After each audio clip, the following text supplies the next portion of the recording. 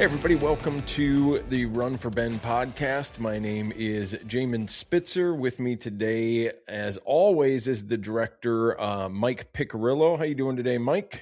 Doing good. How are you? Fantastic. And today we are doing podcast number 4 about documentary episode 4. So the way we do it is we do a documentary episode on Run4Ben, which is about my dad, Ben Spitzer, who was diagnosed with Parkinson's in 2014, and the marathons I ran for him and with him. We've done 3 documentary episodes at this point. So if you haven't checked those out, you might want to pop onto YouTube, head over to Run4Ben and watch those episodes to catch up. Each of those episodes has a podcast where we go a little bit deeper into those documentary episodes. With that being said, let's get into episode 4, Mike. Episode 4 is titled Moving for a number of reasons.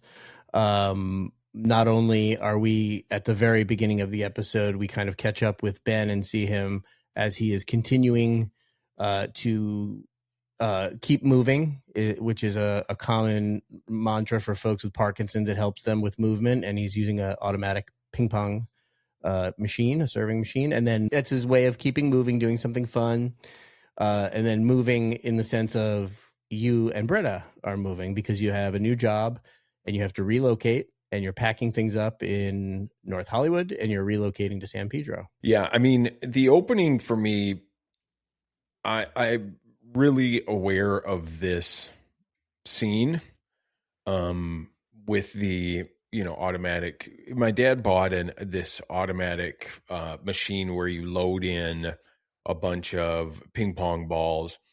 And the reason he did this is because, you can play even if somebody else can't come around. So this thing would turn and then shoot ping pong balls at random, so it would allow you to, return or work on your game. It's good for hand-eye coordination. There's big movements with it as well, which are very helpful. So he, because he already loved ping pong, he and his friend Ken would play all the time. Even growing up, like, he had the good paddle and the squeegee brushes for it and everything. And we had a tennis table downstairs. So anyway, to get back to this scene is by the way, and also he was really good. He was he had a spin that would be phenomenal. And as much as we played, I never beat my dad. I think my brother Kyle got better because he was in a club when he was in Austin, Texas, but I never beat my dad, when he had all of his capacity. So that record stands. But in this case, so that's kind of the behind of how good he was. So then when I saw this recording, which he recorded himself doing this because he was trying to show movement and positivity, and he was also trying to see how he was doing, and he was going to maybe share these on ping pong or share these on YouTube or something like that. So watching this was really hard to watch. It's probably to date still one of the hardest things, even with the different things we'll see coming up about him being in the hospital and whatnot, because it was something he was so good at, something that he really wanted to continue and tried to continue. And the video is just a tough one to watch because he's having so much difficulty being able to return. And then he stops the machine. You can see he stops it and then has to hold himself up. And I thought the interesting thing about starting the episode with this and then moving us moving is it really shows that as much as I was in touch with my dad and talking with him, I wasn't there for the day-to-day in 2020. And this was a big reason for, moving like we did and getting in touch and doing the documentary and doing the run. Was like, I didn't know all of how, the day-to-day of these things being downstairs trying and fighting, and I was just unaware that kind of was going on. Has Ben ever spoken with you about the specific frustration of being so good at ping pong, table tennis, or, and really frustrated by his challenges to do so with Parkinson's? And then kind of writ large, did he ever discuss with you in any detail, like his intent of what he was going to do with these vignette, pieces of footage? And there's more to come from that he records, that he's intending to post in some form or fashion on the web. Did he ever discuss any of that with you? To the first of specifically ping pong, no, not specific to that. I mean, he probably mentioned it, but the thing he most talked about in that respect was when he would go somewhere, Rocksteady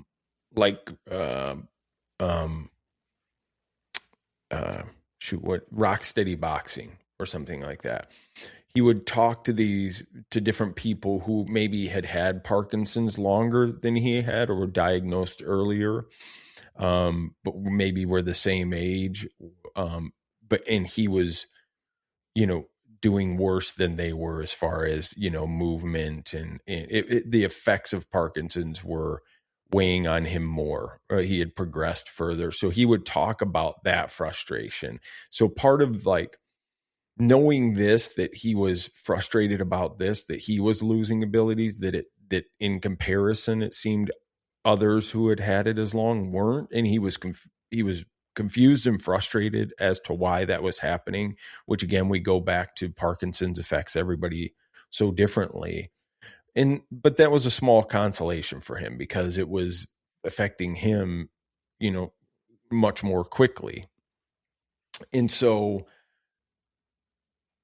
specifics like walking, running, riding a bike, he was able to do for short windows, and they were taken away pretty quick. So once he would get going, like with this ping pong or something like that, he was hoping that it would then improve and make things better. And it would, certainly, I'm sure, had he done nothing, it would have progressed even faster. But that's what he talked about, was he was doing these things and going to the same thing, seeing these people in classes, and they maybe weren't progressing, but he was. And that was a source of frustration. And the reason he was doing these vignettes and these videos, like we see, like you said, we'll see other ones where he's riding a stationary bike, walking or running or doing the steps, just in place in the room and whatnot.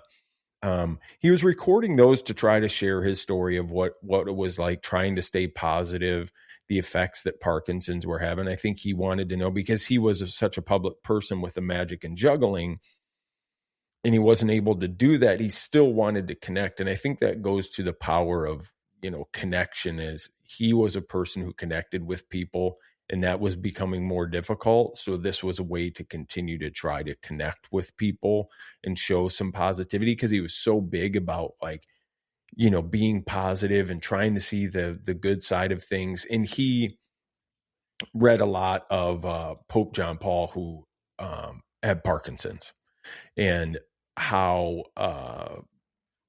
Pope John Paul wrote about that.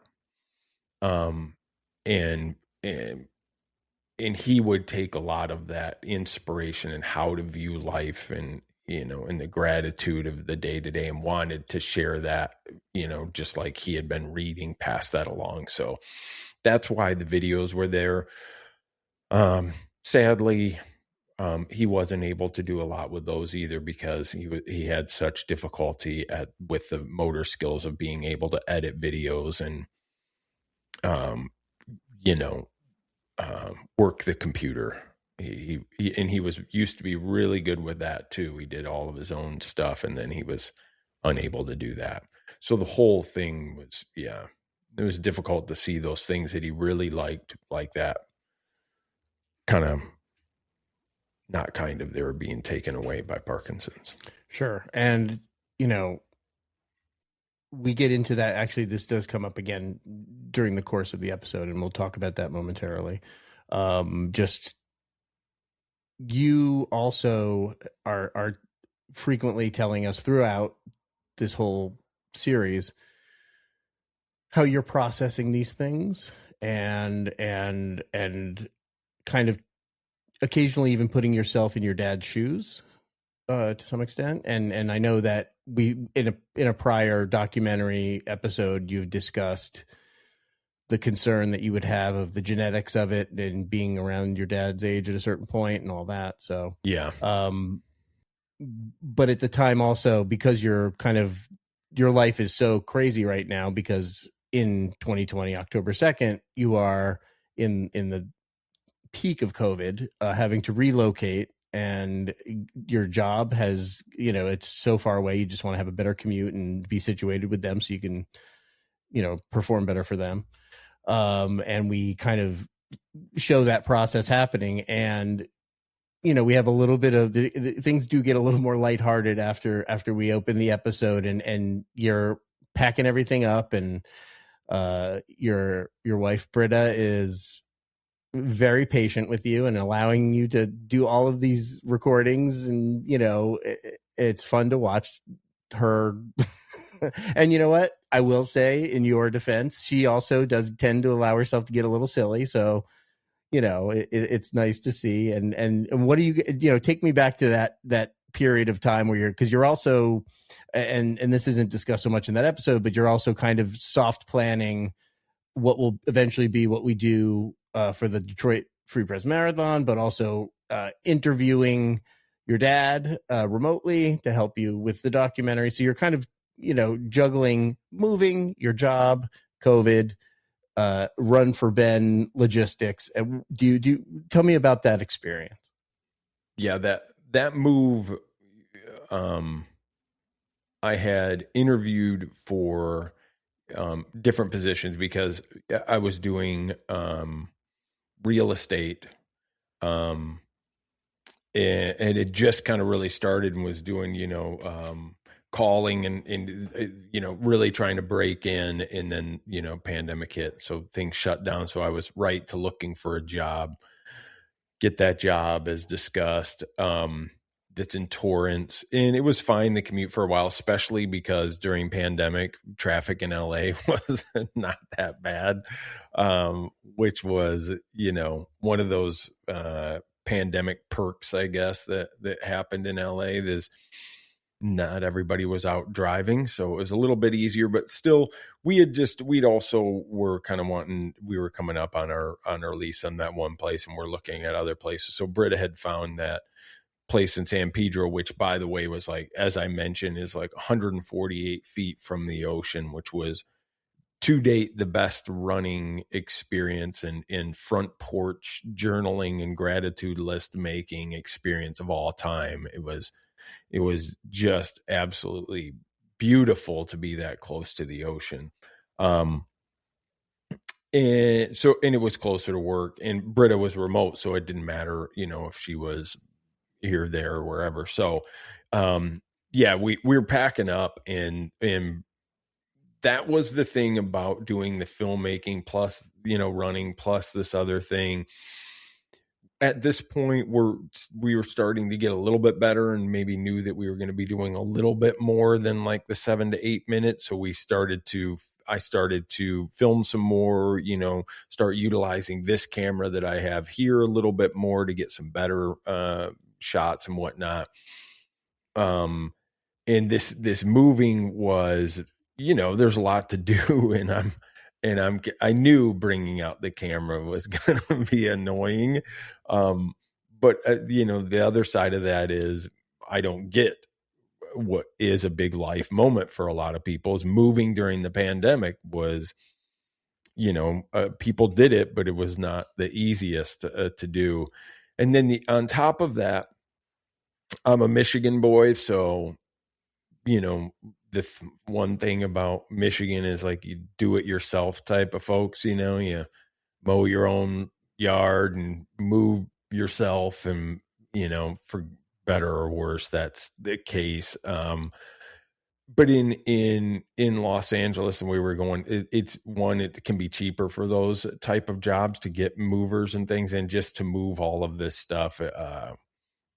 Also, we weren't going to be able to get help from a bunch of other people. Also, side note, I think at a certain age, in your 20s, you get pizza and beer and you move your friends because you all have like apartments and stuff. That's fine. I think like over the age of like 30 or something like that, it's time to stop that and just pay for movers.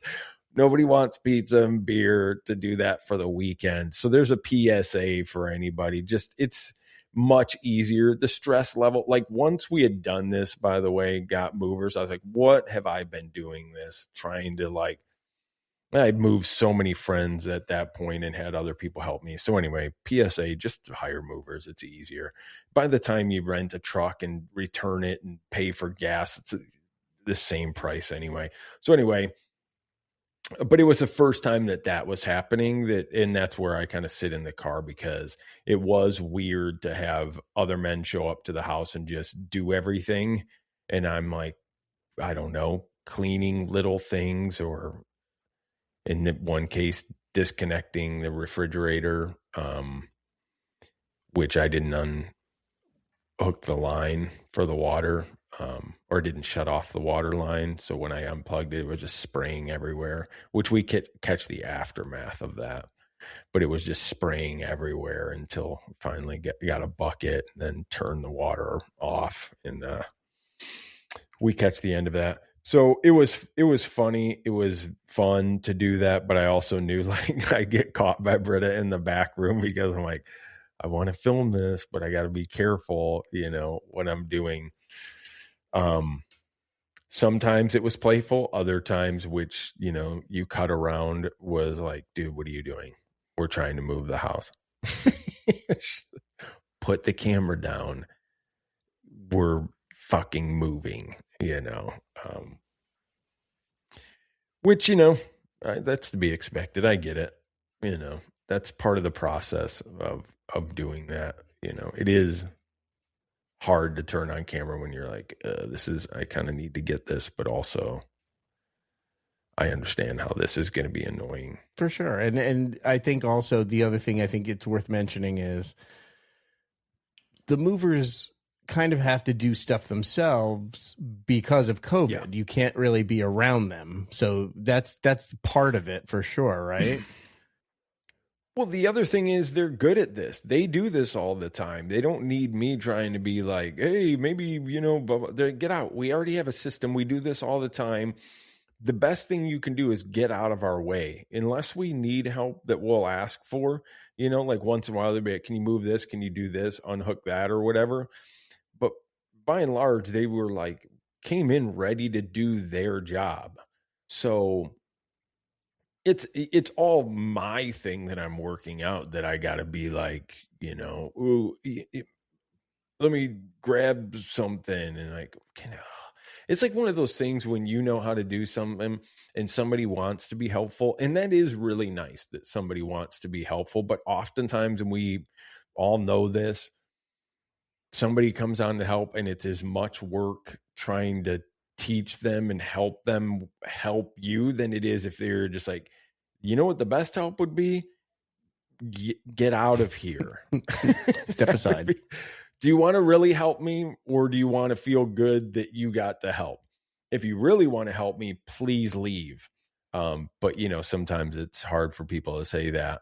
Certainly I'm not great at it, but I knew that the best thing that I could do was get out of the way. And that's what made me think and I want to be very clear, and I think I clear it up in the video too, but it's like, in no way am I making a comparison, but it made me think, in this small way, if I'm feeling like in the way, or like people have to do something for me that I paid them and they're supposed to do. But if I feel a little bit uncomfortable with this, I knew that my dad was dealing with this in a fully way different way that was far more difficult and involved a lot more than hiring some movers. So I understand the difference, but I do drop in and understanding like, oh my gosh, if this is a constant thing of needing help with all of these different things, it is a difficult thing sometimes to not be able to do what you feel you should be able to do, or have other people do for you things that um, you feel that you should be able to do. And it just made me think of my dad as I was going through that, of like, help me to have some like patience and understanding for like, I wonder if I feel like that, how much more difficult that is, and what can I do to, you know, help in that way. The help might just be having a better understanding and more patience and more empathy, and for that, and understanding that. Yeah, and that got more and more through the years as things happened. I understood that more and more, because it was, got all the way to, full care for him, in every aspect. Yeah. And I don't, and you do clear it up for sure in the episode, but what a serendipitous opportunity the movers provide for you, because you have that moment where you can, you're working on this documentary, so it kind of prompted you to do so, but you get to kind of reflect and think about your dad, and that's the thing with this episode, is we're constantly kind of peaks and valleys of what's going on with you and what's going on with your dad. And it's something I know we talked about in the making of this episode is, you're still living your life as everyone would expect you to be. And, it's not always, you're still having to move, and your focus is on that and your job and COVID and all these things. But yes, your dad still has Parkinson's the whole time, and it's still an issue, and it's still something, it's always in the back of your mind. And you're processing that. And it gives you this moment where you can kind of sit and go, okay, kind of abstractly speaking, I'm more restrained in this moment than I'm used to. And I can only imagine how it's exponentially more for my dad. And on top of that, the frustration, because at this point too, your dad's verbal skills are definitely deteriorating, and it's harder for him to communicate. And that was kind of his, that was his thing. That was his moneymaker, was that. And that's like, regressing. And as it's with the table tennis too, it's like all of these things that he was so confident and strong and good at, it's like Parkinson's is slowly pulling those things away. So there's this whole kind of, thing happening to him, and he's trying to do his best to keep grace with that. The thing that popped up to me there was how hard my dad was working.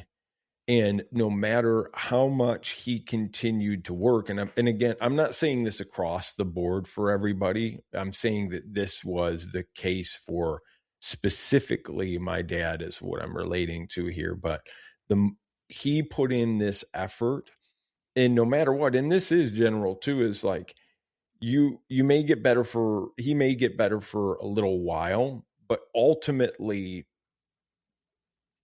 no matter how hard he worked on that, Parkinson's was going to take more. Parkinson's was going to win. It doesn't have a cure, so it was going to continue. So there was no, if I do this, I will ultimately get better and break free of this. It was, I will work my ass off to maintain, knowing that it will still slowly take away, no matter how hard I worked. And I was like, God damn, dude. That's, I don't know how to get my head around that. It's like trying to, you can't. That's why, I'll state it as much as I, possibly can here, is I don't have Parkinson's, but,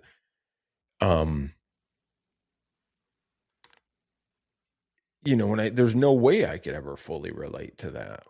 But I remember these things coming up, these situations where I went, man, ugh.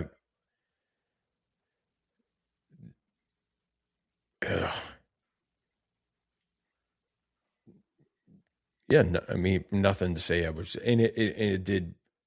I was really, I remember being very, very bummed out after like coming to that realization and recording that and and that's where like the helplessness of a son is like, I want to change this for him as much as he wants to change it far more. But that, now I want to go in and do something and I can't, again, the helplessness. So what I could do was I thought I can turn on the camera and just show that this experience is normal, that I'm going through this, and maybe somebody else who's a caregiver, or a son or a daughter or a friend or a husband or a wife will be able to relate. And we won't be able to fix anything with that, but in that relation, again, going back to that connection piece, we can connect. And I think there is, I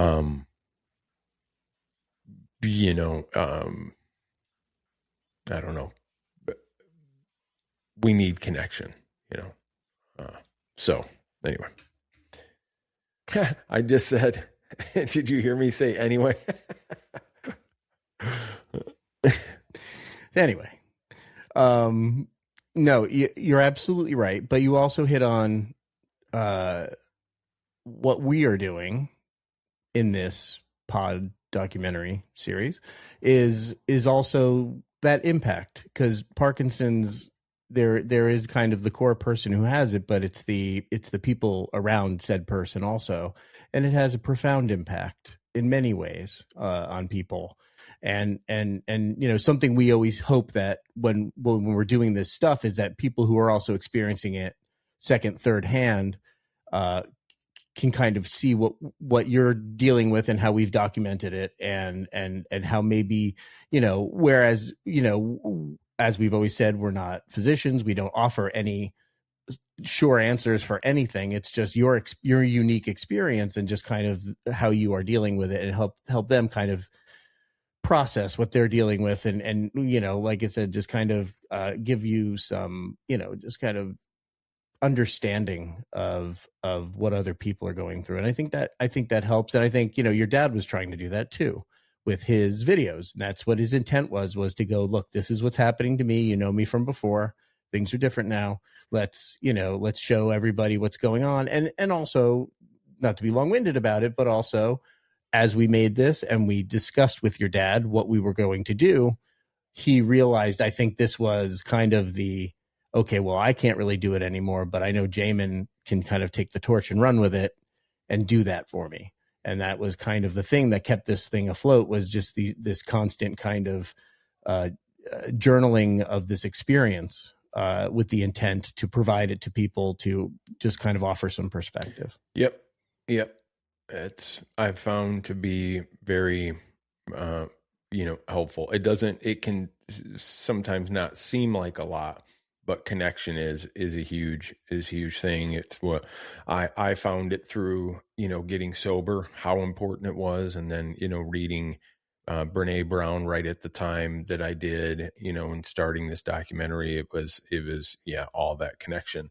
And I do want to flip now, like, because, ultimately, this is not a light subject, so it can get heavy. But what I do like about this episode a lot is there is a mix of these two things, but there is also an incredible lightness and humor that this episode has. I love that we see Britta,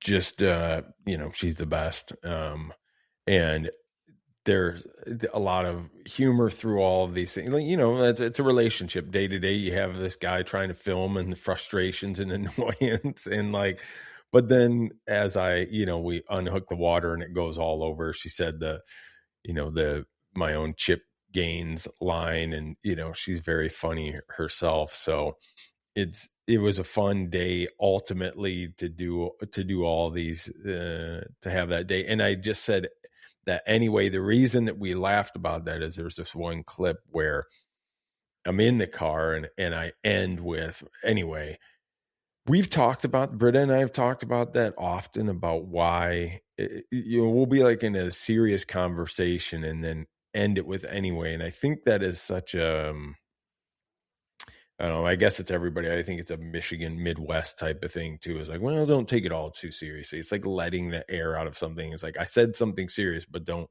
land it too hard. And, but it should land that hard. It's one of those things of, it's like a dismissive comment to myself. And I was catching it in real time. Like, stop dismissing this important thing. It's okay to be honest and emotional and heartfelt, and then just leave it there. You don't have to try to wrap it up or let the air out so that people feel okay or something like that. It's just but I say anyway, I've been saying anyway, and then literally a second later accidentally drop it in real time again right after saying that, which was hilarious. I thought that was really funny. Yes. And it's very human, and it's also kind of fun to watch you do this a couple times that I've experienced, where you kind of edit yourself on camera where you're like, oh, why did I just do that? So stupid, whatever. And it's fun to watch for sure. And we'll show it when it's appropriate. Yeah. But from there, if I may jump ahead a little, we get the whole house gutted, we get painted, ready to go, and you're ready to move out, and you'd live there. So just kind of quickly, let's talk about, this is a big move for you guys as you relocate. It's your big first kind of California family move. It's like you're moving into a new place and starting all this new life stuff during extraordinary times. Yeah, we were married at that point. And starting off in that place, I was actually with other roommates in that house, that the Sun Valley, North Hollywood house, and got married, and she moved in at that time. So this was our first place together that we were moving to. Yeah, and you just kind of buttoned it all up, and you had some memories there. And I know your parents had visited you. You mentioned that as well, and you're kind of starting anew in San Pedro. So we move you over to San Pedro, and the next day, kind of interesting. And I'll let you you could walk us through that whole experience, because we catch just the tail end of it, of what happens. Tell me what happens. We moved to San Pedro and move in. Get everything moved in. The movers come in, get everything in, and it's probably 11:30 or 12 at night or something by the time we wind down, and I go to bed because I have work the next morning. So I get up that morning, I literally finding my belt in boxes, grabbing my shirts from a random room and heading out. And Britta's gonna, do some organization around the house that day, and then I'm gonna come back and we'll get it set up. I go into work, and somebody said, hey, the manager, general manager wants to see you with, I think, the HR person as well at this car dealership. And I'm like, yeah, this isn't great. And it hadn't been going well there. Again, won't explain it, but it wasn't going well. I was amazing, but anyway, it's hard to not want to explain the whole thing, but it doesn't matter. So I get called in that day. I'm sitting at this desk waiting to just go in and talk with them, and ultimately said, I wasn't doing what they had hired me for. I disagreed with that. And then they let me go.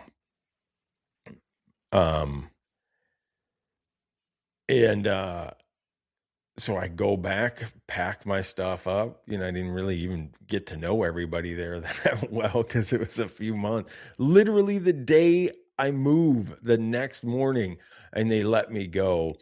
And I went, oh, we got that documentary going. This is a big life event. I have to pull my phone out and record. So where we catch up on this is me walking down, a main street in torrents away from my job, which I had just got fired from the day I moved to the place to be closer to there. So I was going to have to drive back. So I drove back home, parked my car at the beautiful new place right by the ocean. So happy. Also, rent was higher at that place too. We upped in rent because we're both working and I have a better job. Let's get a little bit nicer house. And so anyway, that was one of the things as well. I pulled up and Britta was like, "Oh, what are you doing?" Fully not thinking like, "Oh, my husband's home because he just got shit canned." The first day we moved to San Pedro, and I said, "I got let go." She thought it was a joke. And I was like, "No, I got fired today." She was gracious about it because that just sucked overall. I explained why. It was very confusing to me. I have not lost very many jobs or been let go. And if I did, I knew why. One of them was like, I was way too into comedy at one point. I was like, yeah, I get it. On the first job I ever got let go because I just kept doing too much comedy and staying out and prioritizing comedy over anything else. I was like, that's fine. I get it. This one, I was like, dude, this makes no sense. So I didn't know what to do. And I'm like, whatever, but yeah, now we're in a new place, higher rent. And, I don't have a job and I'm still filming and getting ready for a marathon.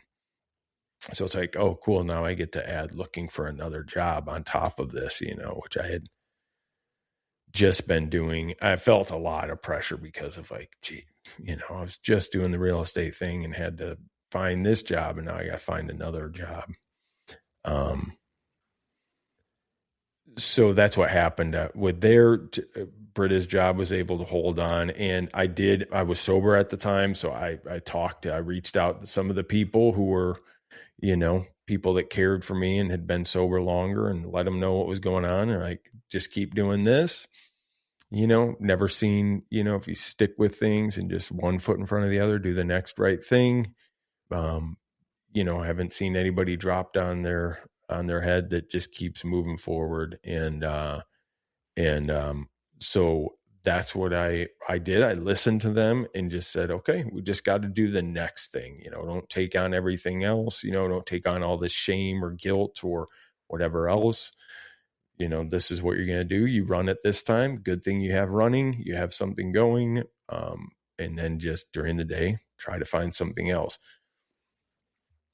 Now, I will say that it turned out to be that next job was one that I was able to do remotely, which was absolutely what I would need for the next chapter of,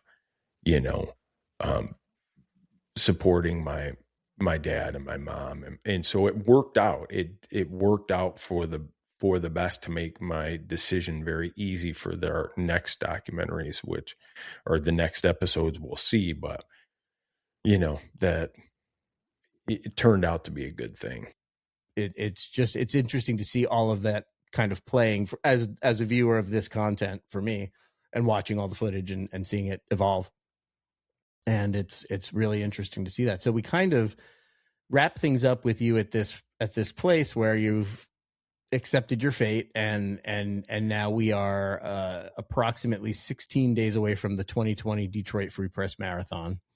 So you're also not like dropping the ball on any of that stuff. That's still coming. So you're mindful of all of that. So kind of give me your kind of, if you can remember those final thoughts, kind of maybe the day after or hours after that bombshell. Where were you with that experience? So, well, one thing I want to touch back on is like the reason I was able at that point to get through that and not to spiral or go too crazy is I was just over a year sober at that time. So that would have been me like a year and 4 months or something like that sober. That really is the reason I was able to get through that and just understand that it was going to be okay, that I had people that were, looking out for me, and that I don't see the whole picture. So that was very fresh in my mind. The biggest concern for me at the time was like, this is going to be, I felt a little pressure of like, I don't have a job and I'm going to start pulling out a camera and doing this documentary. So the fear was like, not to just be, don't look for a job and just hang out and do documentary stuff for like 2 weeks without anything. And like, worried about the judgment that, Britta might have for me during the day. So I was thinking of a lot about that kind of stuff too, going into that. And certainly didn't want the added pressure of having to look for a job while also doing, the end of the marathon. And there were things that we were getting ready that also we were like inviting and getting ready for like our finish line here for the documentary, which is going to be in a couple of weeks. So we were sending out invitations for, a backyard social distance hangout and like finish line outside, because at that time during the pandemic, you could be outside. So you could have people over, but they could be, outside and social distance. So we were setting that up as well, having people over. So there was work to be done with that, of setting people up. So there was just that added another thing that we needed to do at the end, along with some like, kind of like guilt and shame around like not having the job and whatnot. But yeah, as far as like pulling out the camera too is, I was aware that, oh, this is a big moment, as bad as this feels, or like, as much as I don't want to bring the camera, this was the first time that it was really happening. I remember calling you and going, Mike, I just lost my job, dude. Like, I didn't lose it. I was fired. I say lose my job. I think that's a softer way of saying I got shit canned. They didn't want me anymore. I was unwanted at that place of business. And so I told you that. I'm like, I recorded right when I walked out, just to let you know, and I'm going to record some more, which, we'll talk about, I think, coming up, is like, just what that was like. But I knew, I'm like, the other side of my brain was like, this is really good stuff. We got to record it, So that was kind of the thought process there, was like, you got to use it. You can't, it would be, we'll get through this and then I'll be really bummed that I didn't, do this. That was the still continued.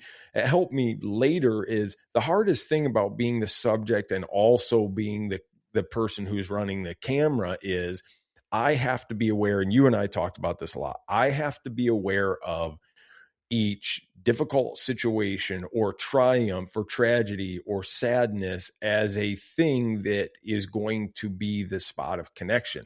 Nobody wants to see a bland story that just moves like this. That's, talk about Brene Brown again. People want to see, your kitchen table self, but that's the self we don't want to show everybody, especially with like, iPhones and, Instagram. We're seeing the highlights of everybody. And then on the other side of that, you also don't want to just, trauma dump everything and be like, look how terrible everything is. And, and go overboard, so there's this line that being in it and also trying to figure out like, when is the time? And this happens certainly later with my dad's, as he was, progressing with his Parkinson's, is where were the times to film it, because it's the reality. Check with people to make sure that it's okay. Sometimes you couldn't check with everybody that it was okay. I had to just turn it on and then know that if we don't want to use it, we don't want to use it. But I did hear from other people. I don't know if I've even mentioned this to you before, but I heard through the grapevine that there were people, I won't say exactly who or get too specific about it, but we're like, why is he filming this? Like, what is he doing? I don't think this is right. So I knew that was the case anyway. And these were people who were close, that were asking these questions. And I said, I understand. Like, I totally understand that. I feel that oftentimes, but I do think that this is important. And if you just consistently show just this bland or just wins all the time, nobody who I'm really concerned about with this is going to feel any kind of connection or it's not going to help them at all, because the thing that we didn't see was what I was trying to capture, was that real life happens. It's difficult, but we'll be okay together. But to show that, you have to show all aspects of that. The funny, the highs, crossing the finish lines of the marathons, but also the day after that, how dark it can be after that, how sad it can be, which we get into in the future. It gets sadder, it gets more dark, but also the highs go up as well because of that, and that's how life can be. And that's okay. We're all living that. So if we try to just whitewash it all and just, make it all something that looks good to everybody, then it looks good to nobody, because everybody understands this is not how we live our day-to-day lives. So that was the understanding of, like, if I'm going to do this, if I'm going to spend this much time, if I'm going to frustrate and annoy my wife while we're packing and everything, then I'm going to at least make it worth our while and not come with like, hey, remember how I had these difficult situations where I turned on the camera and all we got is this bland piece of garbage that nobody even connects with? What's the point of that? What a waste of time. And the other side of that is the same people that had a lot of creatives and filmmakers that were also in my sober circle that encouraged me and had been through these things and said, here's what you'll do. And this is what is going to happen later. You're going to be able to look back on this and you'll be glad. And also turning on the camera sometimes helps you to go into places which may be more difficult. And I did find that to be true, to make, force me to ask questions that maybe I wouldn't have asked. And now looking back on this, 5.5 years later, I was able to really connect with my dad deeper because I did things that seemed uncomfortable or were, because life is uncomfortable like that. Parkinson's, when we don't know what it is, how it affects everybody different, it's uncomfortable. And a lot of people stopped visiting my dad, not because they didn't love him, because they didn't like him, because they didn't know what to do, because it was uncomfortable and they didn't know. And so not in like, I'm just going to stay away. I think it's just, I'll do it tomorrow. I'll figure it out. Maybe I shouldn't be there. And then all of a sudden time goes by and it's gone. And on the other side, my parents are just hoping somebody will just stop by and sit by the bed or sit with him when you can't understand a word that he's saying and it's difficult and you feel the weight of like, I hope I can understand this so he feels okay. But it's like, it's okay. It's still okay, because it's still better that you were there. Even if you have to go, oh yeah, I'm not sure.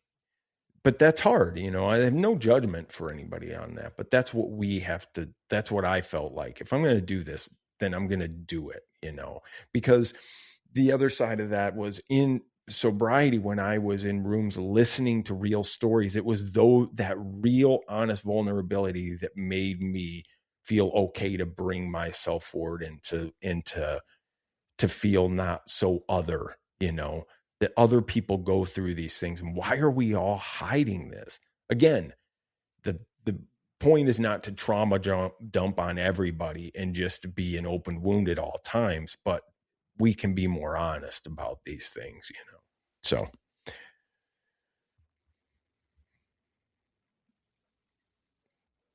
Yeah. No, it's a great way to wrap things up for us. And also, if I may be so bold, if you're listening or watching or both, we're providing an opportunity. You're more than welcome to interact with us. Definitely reach out. You can, hit us up on comments. You could share your story. We would love to do that. Certainly if there's a lot of stuff for us that we receive, we would certainly figure out a way to talk about it and chat and all that stuff. So it's an opportunity for you to show up. No pressure. You don't have to, but it would be lovely to hear from people. And also, you can kind of share what you want. And, we would love to,